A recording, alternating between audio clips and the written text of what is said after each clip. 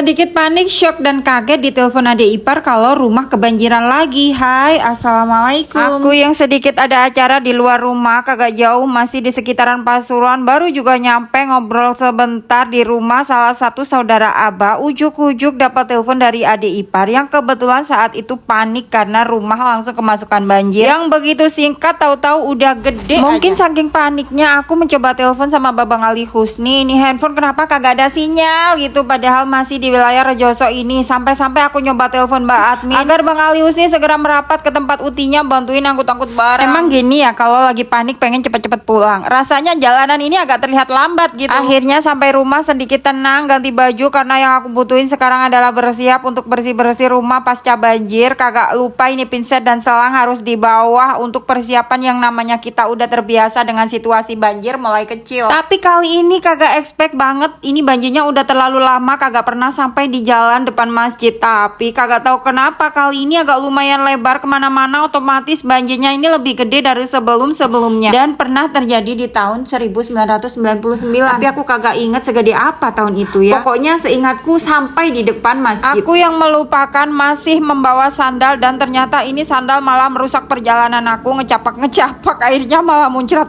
Ini Abah aku suruh naruh di rumah kakak ipar biar aku kagak pakai sandal aja. Tapi tetap harus berhati-hati karena takut ada duri, kena batu ataupun beling. Ternyata banjir kali ini lumayan deres banget. Ya gimana nggak, biasanya air yang kagak tergenang ikutan. Dan seperti biasa ini Bapak Kades ternyata langsung sidak aja atau apalah ya, pasti melihat dan mengunjungi daerah-daerah terdampak seperti video sebelumnya yang udah aku sharing ya. Sementara untuk yang lainnya masih berkumpul menunggu sampai air agak surut. Dan aku tetap aja seperti biasa penasaran rumah itu masuknya segimana sih. Ya walaupun kagak pernah diizinin buat meluncur ke rumah di saat seperti ini, udah tim hura-huri banget, gimana enggak. Mereka ini udah kebanjiran setiap sekian tahun sekali, udah kayak agak tahu mau gimana lagi ya kan. Emang rumahnya pinggir kali, kalau rumahnya nggak ditinggiin atau banjirnya makin gede lagi. Karena setahu aku, waktu aku kecil rumahku udah ditinggiin 1 meter, tapi tetap aja sekarang malah jadi yang paling rendah. Inilah kira-kira ternyata banjir di depan rumahku seudel kali ya. Masih ditunggu oleh adik dan beberapa tetangga yang lain, ngumpul sama-sama nunggu kapan airnya surut. Sementara emak aku ini yang tadi udah dianterin ke rumah selatan, tapi pikirannya mungkin kacau, disuruh ganti baju malah bilang aku masih mau wirawiri. Ya udah aku bawa balik lagi ke rumah utara. Emang mau kayak gimana, yang namanya orang tua pasti kepikiran dengan rumahnya sendiri ya kan.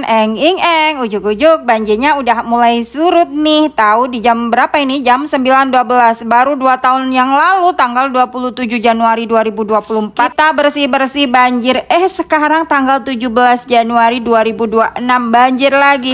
Nikmat mana lagi yang kau dustakan? Alhamdulillah ya masih bisa melihat mama kita sehat ya, walaupun otaknya agak bermasalah sedikit perkara trauma di masa lalu. Tapi lihat beliau seger aja kayak gini juga udah alhamdulillah. Karena orang tua yang satu ini aku bisa bilang dia perempuan hebat, perempuan tersabar yang gak pernah ngomongin tetangga sama sekali walaupun jauh dari keluarganya, kakak adiknya. Sebentar, intermezzo dulu. Sebelum kita melanjutkan bersih-bersih rumahnya, kita mau makan yang hangat-hangat dulu, bakso dan gorengan. Sebelum ini badan terkena masuk angin karena kedinginan. Kok jadi lahap banget gini sih makannya, kayak orang kelaparan gak sih saking dinginnya. Sumpah aku gak tahan sama kedinginan. Udah makannya udah dulu ya, lanjut kita mau bersih-bersih. Aduh yang bikin capek ini lumpurnya cuy. Kita harus bersihin lumpurnya terlebih dahulu. Kenapa harus malam ini lumpurnya udah dikeluarin? Karena kalau besok kering maka susah banget dibersihinnya lagi. Jadi walaupun sampai semalaman kita harus gaskan. Gimana, adakah di sini yang sama seperti kita harus bersih-bersih sampai tengah malam hanya untuk mengeluarkan lumpur-lumpur ini dari rumah? Atau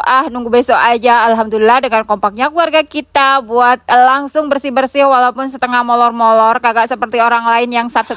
Karena kita sampai dibantuin tetangga sebelah yang udah selesai duluan bersihin rumahnya. Akhirnya kelihatan juga ini lantai udah jadi warnanya agak kinclong gitu. Di sini aku kagak nge-shoot aku sama sekali karena kagak mungkin ya, tanganku pasti udah basah-basahan. Hanya beberapa aja sih yang aku bantu. Nggak terlalu berat, cuman bersihin tembok-tembok dan mengalirkan air-air aja supaya lumpurnya bisa keluar. Tahu-tahu akhirnya udah kelar aja. Sebenarnya bukan kelar sih persisnya ya, masih harus dikeringkan juga. Cuman karena ini udah jam 1 malam, akhirnya aku memutuskan untuk pulang karena udah dipastikan mataku udah berat banget. Jalanan udah mulai sepi dan akhirnya videoku udah habis nih. Sampai di sini ceritaku hari ini. Sampai jumpa di next videoku selanjutnya. Bye bye. I love you.